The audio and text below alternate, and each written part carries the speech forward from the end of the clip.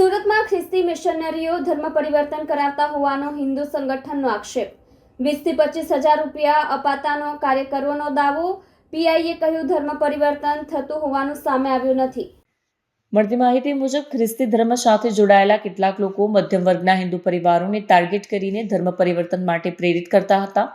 કહેવાય છે કે આ પ્રવૃત્તિ છેલ્લા 2 થી 3 મહિનાથી સતત ચાલી રહી હતી। રાત્રે હિન્દુ સંગઠનના કાર્યકરો સ્થળ પર પહોંચી ઘણા લોકોને રંગે હાથ પકડી લીધા।